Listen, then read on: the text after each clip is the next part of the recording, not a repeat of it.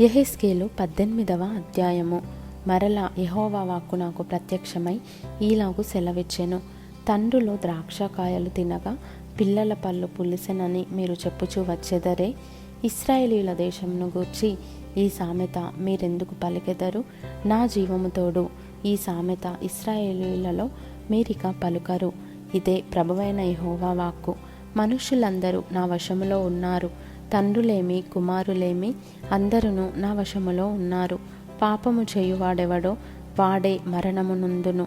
ఒకడు నీతిపరుడై నీతి న్యాయములను అనుసరించువాడయుండి పర్వతముల మీద భోజనము చేయకయు ఇశ్రాయేలీయులు పెట్టుకొనిన విగ్రహముల తట్టు చూడకయు తన పొరుగువాని భార్యను చెరపకయు బహిష్టయైన దానిని కూడకయు ఎవనినైనను బాధ పెట్టకయు రుణస్థునికి అతని తాకట్టును చెల్లించి బలాత్కారము చేత ఎవనికైనను నష్టము కలుగజేయకయు నుండువాడై ఆకలి గలవానికి ఆహారమిచ్చి దిగంబరికి బట్ట ఇచ్చి వడ్డీకి అప్పియకయు లాభము చేపట్టకయు అన్యాయము చేయకయు నిష్పక్షపాతముగా న్యాయము తీర్చి యథార్థపరుడై నా కట్టడలను గైకొనుచు నా విధులను అనుసరించుచుండిన ఎడల వాడే నిర్దోషియగును.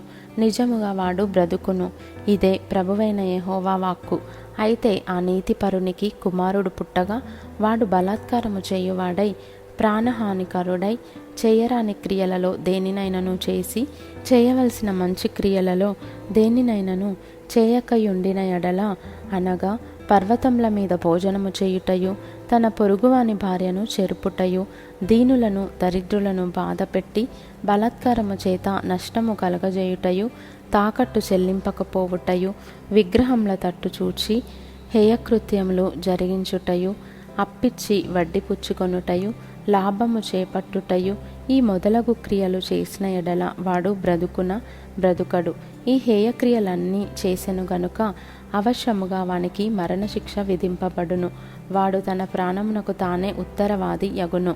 అయితే అతనికి కుమారుడు పుట్టగా ఆ కుమారుడు తన తండ్రి చేసిన పాపములన్నిటిని చూచి ఆలోచించుకొని అట్టి క్రియలు చేయకయుండిన ఎడల అనగా పర్వతముల మీద భోజనము చేయకయు ఇశ్రాయేలీయులు పెట్టుకొనిన విగ్రహముల తట్టు చూడకయు తన పొరుగువాని భార్యను చెరపకయు ఎవరినైనను బాధ పెట్టకయు తాకట్టు ఉంచుకొనకయు బలాత్కారము చేత నష్టపరచకయు ఆకలి గలవానికి ఆహారమిచ్చి దిగంబరికి బట్ట ఇచ్చి బీదవాని మీద అన్యాయముగా చెయ్యివేయక లాభము కొరకు అప్పియకయు వడ్డీ పుచ్చుకొనకయు నుండిన వాడై నా విధులను ఆచరించుచు నా కట్టడలను అనుసరించుచు నుండిన ఎడల అతడు తన తండ్రి చేసిన దోషమును బట్టి చావడు. అతడు అవశ్యముగా బ్రతుకును. అతని తండ్రి క్రూరుడై పరులను బాధపెట్టి బలాత్కారము చేత తన సహోదరులను నష్టపరచి తన జనులలో తగని క్రియలు చేసెను గనుక అతడే తన దోషమును బట్టి మరణమునందును. అయితే మీరు కుమారుడు తన తండ్రి యొక్క దోష శిక్షను ఏల మోయటలేదని చెప్పుకొనుచున్నారు. కుమారుడు నీతి న్యాయములను అనుసరించి నా కట్టడలన్నిటినీ అనుసరించి గైకొనెను గనుక అతడు అవశ్యముగా బ్రతుకును. పాపము చేయువాడే మరణమునందును. తండ్రి యొక్క దోష శిక్షను కుమారుడు మోయటలేదని కుమారుని దోష శిక్షను తండ్రి మోయడు. నీతిపరుని నీతి ఆ నీతిపరునికే చెందును. దుష్టుని దుష్టత్వము ఆ దుష్టునికే చెందును. అయితే దుష్టుడు తాను చేసిన పాపములన్నిటినీ విడిచి నా కట్టడలన్నిటినీ అనుసరించి నీతిని అనుసరించి న్యాయము జరిగించిన ఎడల అతడు మరణమునొందడు. అవశ్యముగా అతడు బ్రతుకును. అతడు చేసిన అపరాధములలో ఒకటియు జ్ఞాపకములోనికి రాదు.